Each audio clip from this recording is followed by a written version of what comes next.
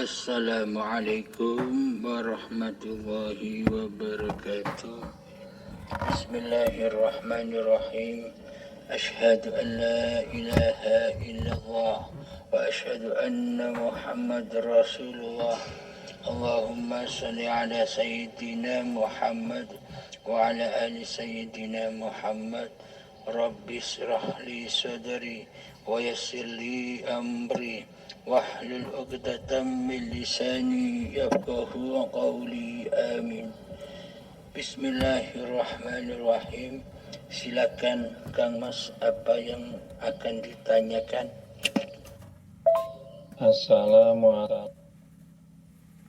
Assalamualaikum warahmatullahi wabarakatuh.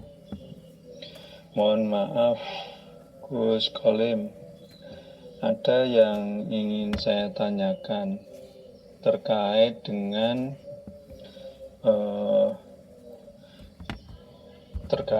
pernyataan seperti ini. Sejauh mata memandang, disitulah wajah Allah. Sejauh telinga mendengar, disitulah suara Allah. Nah, ini maksudnya memandangnya dengan mata dohir atau dengan mata batin, dengan pendengaran dohir atau dengan pendengaran batin, Gus.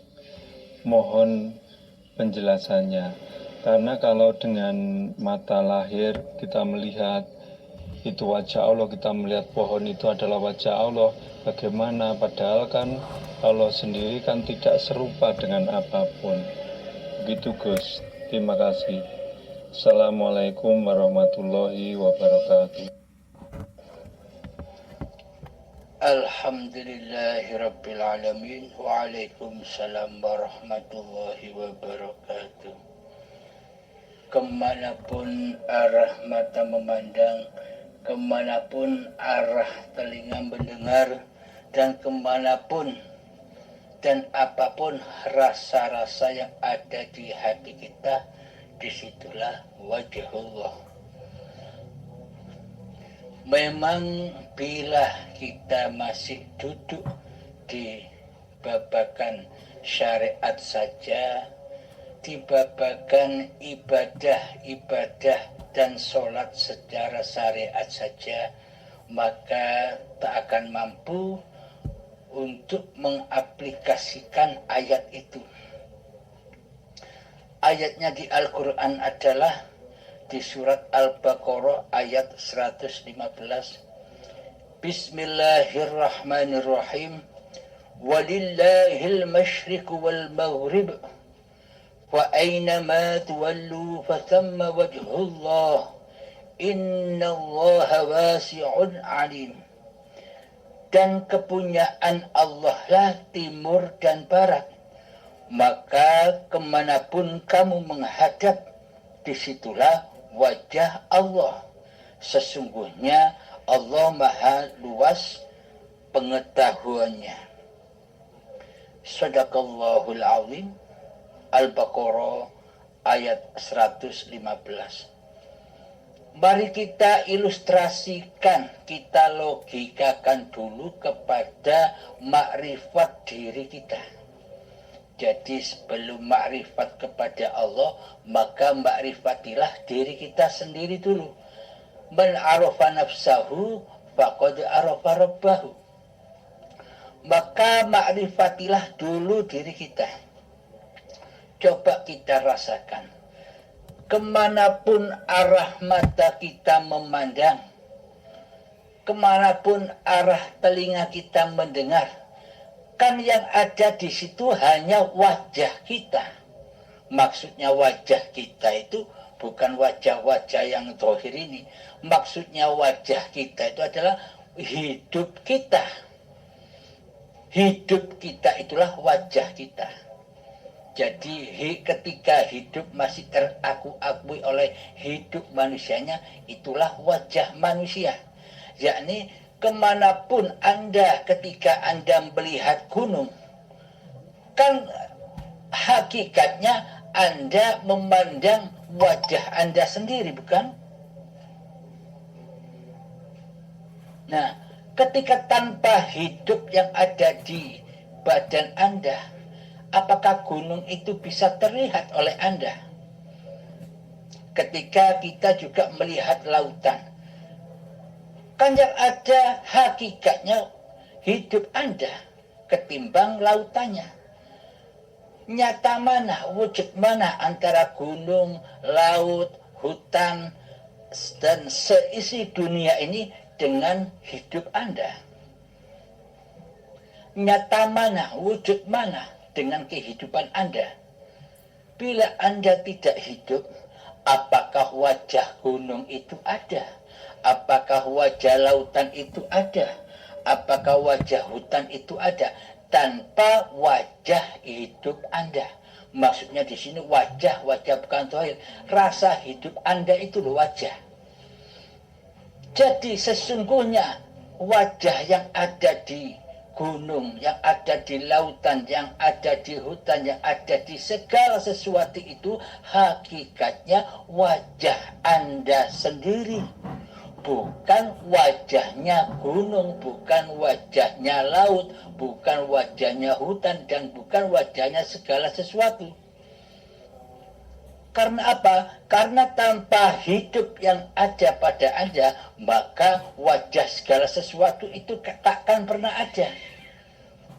Inilah yang dimaksud wajhullah. Ketika hidup ini masih Anda akui sebagai hidup Anda, inilah yang dimaksud wajah itu, bukan wajah-wajah yang zahir. Adanya sesuatu yang Anda lihat, adanya mobil, adanya motor, adanya pasar, adanya pesawat, kan semuanya kan karena wajah Anda, bukan wajahnya pesawat, mobil, motor itu tadi.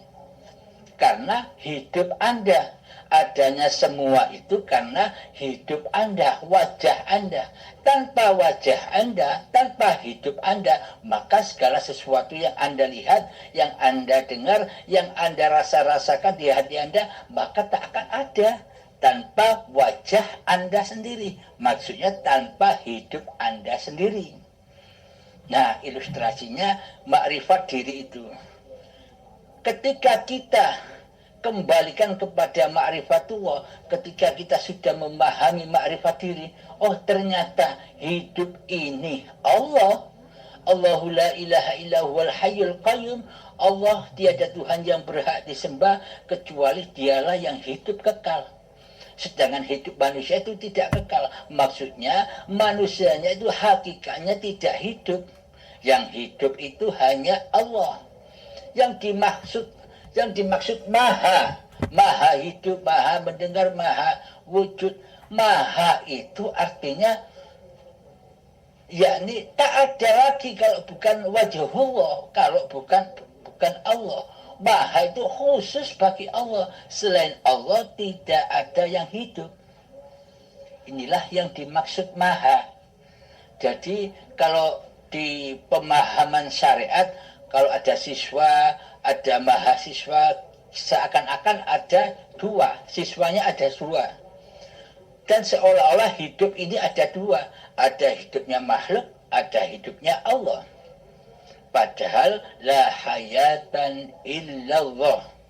Jadi yang dimaksud wajhullah itu ketika hati sudah kembali mengabdi kepada bahwa hidup ini Allah, maka ketika mata memandang segala sesuatu, kemanapun arah mata memandang, disitulah wajhullah itu yang dimaksud. Tanpa adanya hayatullah, maka segala wajah-wajah ayat-ayat Allah, ciptaan Allah itu tidak akan ada tanpa wajhullah, tanpa adanya hidup. Dengan wujud hidup inilah maka segala sesuatu itu ada. Dengan wajah Allah lah, yakni hidup itulah, maka terciptalah apa-apa yang dipandang, apa-apa yang didengar. Jadi yang memandang dan yang mendengar juga hidup, juga Allah sendiri. Itu bagi manusia yang sudah bertajalli kepada Tuhannya, yakni diri manusianya sudah tak merasa wujud lagi, diri manusianya sudah tak merasa hidup lagi, diri manusianya sudah tak merasa melihat, mendengar lagi. Semuanya kembali kepada sifat aslinya, yakni Allah lah pemiliknya. Inilah yang dimaksud ayat Al-Baqarah 115. Kemana arah mata memandang, disitulah wajahullah. Di mana rasa-rasa kita merasakan, disitulah wajahullah juga. Tanpa ada hidup, tanpa ada Allah, rasa-rasa yang ada di hati ini tak akan pernah ada. Inilah yang dimaksud ayat Al-Baqarah 115 itu. Demikian sahabat, ada yang ditanyakan lagi? Assalamualaikum warahmatullahi wabarakatuh. Sekali ada yang ingin saya tanyakan, yaitu dirikanlah sholat untuk mengingatku. Itu ditujukan kepada siapa Gus Kalim? Mengingat semua aktivitas itu dilakukan oleh urip. Demikian Gus. Terima kasih.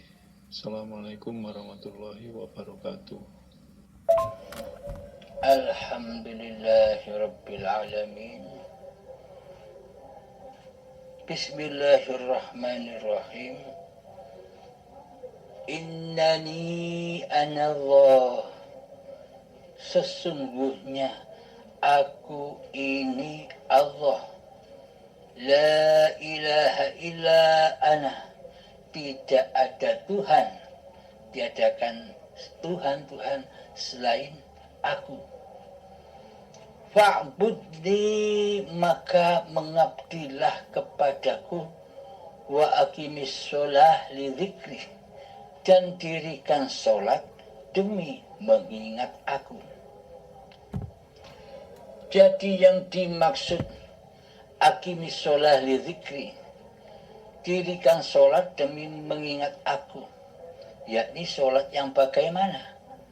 Apakah sholat-sholat secara syariat yang selama ini kita kerjakan bisa untuk mengingat Allah di dalamnya? Muhal sobat. Selama kita masih tidak menghiraukan kondisi hati kita kepada Allah, kita tidak akan bisa ketemu Allah, tidak akan bisa mengingat Allah, tidak akan bisa berzikir kepada Allah.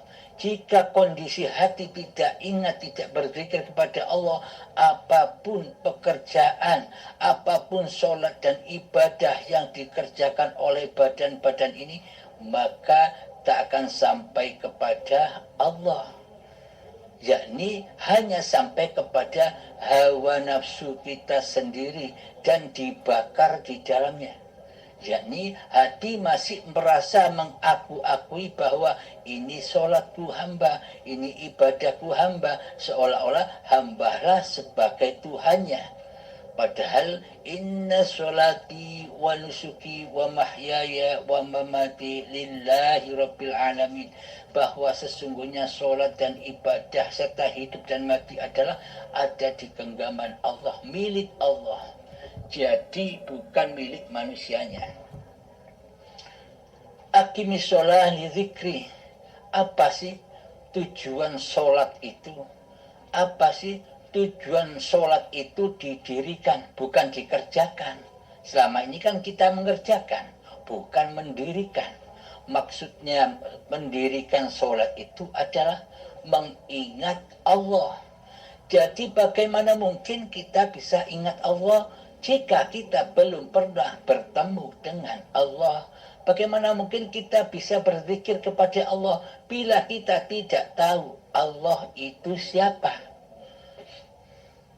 Maka kenalilah Allah. Allah dialah hidup yang selama ini kita akui sebagai hidup manusia kita. Itulah Allah. Selagi kita yang masih merasa hidup, selagi kita yang masih merasa wujud, maka selamanya kita tak akan pernah bisa nyembah Allah. Bagaimana kita bisa nyembah Allah? Bagaimana kita bisa mengabdi kepada Allah? Sedangkan yang jadi Allah selama ini kita sendiri yang jadi Allah. Tanpa kita sadari. Kitalah yang merasa wujud, kitalah yang merasa hidup. Allah digoibkan. Padahal Allah itu yang wujud, Allah itu yang hidup. Manusianya Adam, tiada, goib, dan al-maut, dan mati. Jika posisi kemanusiaan kita sudah kita kembalikan kepada posisi semula, yakni Adam tidak ada dan al-maut mati, maka hidup inilah Allah. Itulah yang disebut aqimis sholah lirikri. Jadi ketika sholat, badan ini sholat, maka hati pun juga sholat. Sholatnya bagaimana caranya? Ketika kita kerentek di dalam hati untuk sholat, maka ketahuilah bahwa kerentek itulah utusan dari Allah untuk badan ini diperintah untuk sholat secara badan, secara syariat. Hati sudah menyaksikan Allah lah yang mengutus badan untuk sholat. Ketika sudah berniat usolli fardal maghribi salasa raka'atin mustaqbilal qiblati adaan lillahi ta'ala, tekankanlah lillahnya, jangan linafsi, bukan sholat Anda, ini Allah yang sholat. Kenapa? Tanpa hidup Anda tak bisa sholat. Berarti yang sholat itu badan ataukah hidup? Manusia atau Allah yang sholat? Nah, selama ini kan kita mengira yang sholat manusianya. Maka ketika kita sudah mengenal Allah, maka terbukalah hijab kegoiban Allah. Jadi Allah sudah tidak goib lagi. Bahkan Allah sangat amatlah nyata wajahnya. Siapa? Hidup inilah wajhullah. Ketika tangan mengangkat Allahu Akbar, hati sudah menyaksikan hiduplah yang maha besar. Tanpa adanya hidup, maka tangan ini tak akan bisa mengangkat.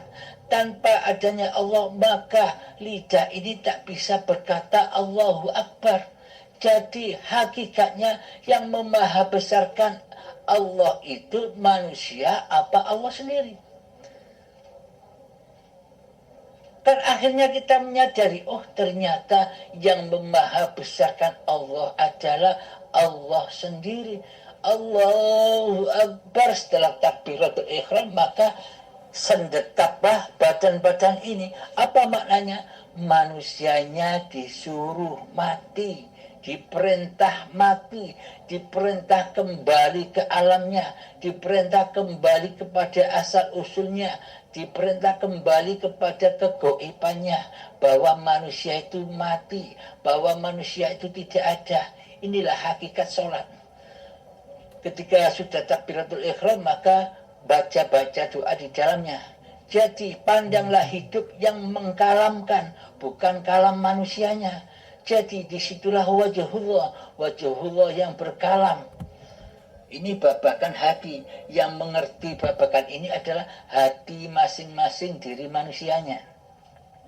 Jadi saksikanlah selalu, hiduplah yang mengkomat-kamitkan mulut ini, hiduplah yang merukukkan badan, hiduplah yang memberdirikan badan untuk itidal, hiduplah yang mensujudkan badan untuk bersujud.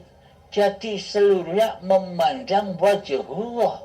Jadi wajhullah itu adalah hidup inilah yang menampilkan posisi-posisi badan ketika sholat. Jadi ketika Anda sudah berpraktek hati seperti demikian, maka iblis, setan, hawa nafsu, dajjal tak akan mampu memasuki Masjidil Haram dan Baitullah. Karena Masjidil Haram itu badan ini. Masjidil Haram ini sudah suci dari manusianya. Jadi Masjidil Haram Badan ini sudah tak teraku-akui oleh manusianya. Semua pergerakan badan sudah tidak diakui oleh af'al hambanya, karena hambanya sudah kembali ke alam kegoibannya, ketiadaannya, ke alam kematiannya. Jadi yang ada hanya Allah. Maka dajjal, iblis, setan, hawa nafsu tak akan bisa masuk menggoda di dalam hati, karena di dalam hati sudah dipenuhi dengan singgasananya Allah. Di dalam dan di luar sudah menjadi singgasananya Allah, kehidupannya Allah. Sampai salam, nah itulah tanda keselamatan hambanya. Jadi pada intinya kegiatan sholat 5 waktu itu, disitulah kita melewati siratal mustaqim. Di dalamnya kita jatuh ke neraka apa sampai kepada salam, kepada surga, kepada keselamatan. Bila di dalam hati kita ketika sholat, di dalam sholat kitalah yang merasa sholat, kitalah yang merasa mengerjakan sholat, itu namanya jatuh ke lembah neraka. Di dalam neraka, apa yang kita saksikan di situ, di dalam sholat, maksudnya dunia akan menerobos masuk ke dalam hati kita. Kita ingat ini, kita ingat itu, kita ingat rumah kita, mobil kita, istri kita, anak kita, dan sebagainya, kumpul jadi satu menggoda di dalam hati ketika kita sedang sholat. Itu jika hati hamba masih linafsi, masih ada pengakuan bahwa sholat ini sholatku hamba. Akan tetapi bila kita sudah mengabdikan lagi, seluruh apa yang diperbuat oleh manusia ini adalah karena hayatullah lah yang menguasai dan yang mengutusnya, maka seluruh kegiatan ibadah, sholat, dan seluruh kegiatan apapun pasti berkembali kepada lillahi ta'ala. Selamat melewati wat siratal mustaqim. Jadi pada intinya sholat itu adalah mengingat Allah. Mengingat Allah bukan ingat namanya. Akan tetapi hati sudah mengaplikasikan, ingat bahwa hidup ini Allah. Demikian sahabat. Assalamualaikum warahmatullahi wabarakatuh. Gus Kalim, ini saya ada pertanyaan lagi terkait dengan penjelasan di atas. Kalau begitu, kita dalam menjalani kehidupan sehari-hari ini, kita sikapnya bagaimana? Apakah bersyariat saja ataukah bersyariat plus juga menjalankan makrifatnya? Mohon penjelasannya Gus Kalim. Terima kasih. Assalamualaikum warahmatullahi wabarakatuh. Gus, mohon maaf, maksud dari di dalam hati mengingat Allah itu bagaimana ya Gus? Saya kok masih belum begitu terima kasih. Maaf Gus Kalim,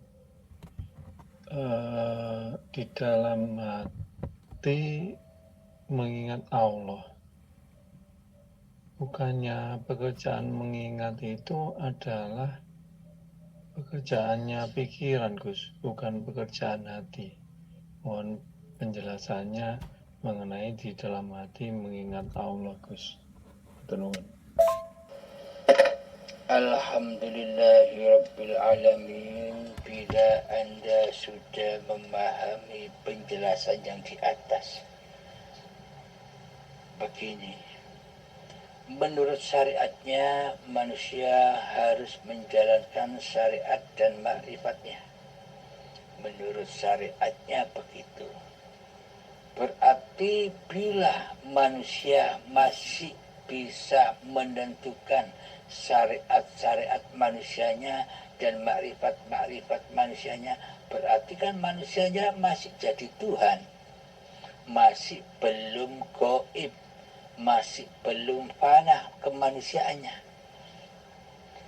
Jadi pada intinya, bila manusia itu sudah bertuhankan Allah, maka yang syariat, yang makrifat, ya Allah sendiri yang menentukan, yang mengkehendakkan, yang menguasakan, bukan kuasa kehendak diri manusianya lagi.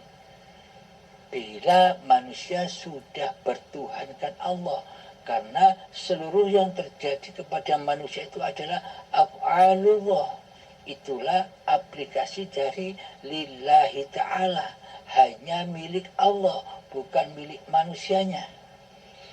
Akan tetapi banyak manusia yang beranggapan, manusia yang gagal memahami ma'rifatullah, dikira nanti kalau sudah makrifat maka akan kembali mengerjakan syariatnya dengan plus hati yang makrifat. Nah, ini masih belum makrifat namanya, karena manusianya masih menduduki Tuhannya, masih berposisi sebagai Tuhan, sebagai pengatur seluruh syariat-syariat yang akan dikerjakannya. Karena posisi manusia masih wujud di dalam hatinya, maka tak akan ridho bila Allah yang menghandle, bila Allah yang menguasai segala bentuk tingkah laku padanya. Masih belum rela dan ridho karena dirinya masih menjadi Tuhan. Nah, ketika kita sudah bertuhankan Allah, maka manusianya sudah tidak ikut-ikut lagi jadi Tuhan. Jadi karena yang bersyariat itu hakikatnya ya Allah, ya hidup inilah yang bertindak tanduk, yang mensolatkan badan, yang mengibadahkan badan, yang mempergerakkan badan, ya Allah, ya hidup ini. Jadi hambanya, manusianya sudah gaib, sudah tidak jadi penguasa lagi di dalamnya. Jadi masyarakat seluruhnya kepada Allahnya yang berbuat. Allah maha wenang, maha memperjalankan hamba-hambanya. Nah, untuk yang pertanyaan yang mengingat Allah. Mengingat Allah itu di sisi manusia adalah mengingat namanya. Di anggapan syariat, mengingat itu, zikir itu menyebut-nyebut namanya, bukan mengingat wajah pemilik nama, bukan memandang wajahullah. Jadi ingat di sisi hakikatnya itu adalah merasakan di dalam hati bahwa hidup ini Allah, itulah yang dikatakan ingat itu. Mengingat bahwa hidup ini bukan hidup manusianya. Kalau manusianya yang hidup, apa bedanya manusia dengan Allah? Allah punya sifat hidup, manusia punya sifat hidup. Berarti kan manusianya mensekutukan Allah dengan dirinya. Manusianya mensekutukan hidup Allah dengan dirinya. Padahal ciptaan itu sifatnya mati. Manusia itu sifatnya mati. Tidak bisa mengingat apa-apa. Yang mengingat Allah, ya Allah. Yang mengingat hidup, ya hidup. Jadi ketika kita merasakan bahwa hidup ini Allah, itulah yang dinamakan ingat, itulah yang dinamakan zikir, itulah yang dinamakan sholat, itulah yang dinamakan syahadat, itulah yang dinamakan puasa, itulah yang dinamakan zakat, itulah yang dinamakan haji secara hakikatnya. Bila kita sudah fana kedirian manusianya, maka nyatalah wajhullah. Siapa wajhullah itu? Hidup inilah Allah. Allah itu laisa kamislihi syai'un, tidak seperti apa-apa dan tidak seperti siapa-siapa. Allah tidak berwajah seperti ciptaannya. Akan tetapi wajahullah itu adalah hidup inilah yang menciptakan apa-apa dan siapa-siapa. Tanpa adanya laisa kamitslihi syai'un hidup ini, maka apa-apa dan siapa-siapa tidak akan ada, tidak akan wujud. Maka wujudnya segala apa-apa dan segala siapa-siapa itu karena wajahullah, karena wajah Allah itu sendiri. Karena alam semesta inilah bukti nyatanya wajahullah, bukti nyatanya ciptaan Allah. Tanpa hidup kita tidak akan pernah bisa menyaksikan kuasa dan ciptaan Allah. Begitu Kang Mas. Apakah bisa dipahami? Alhamdulillahirabbil alamin. Assalamualaikum warahmatullahi wabarakatuh.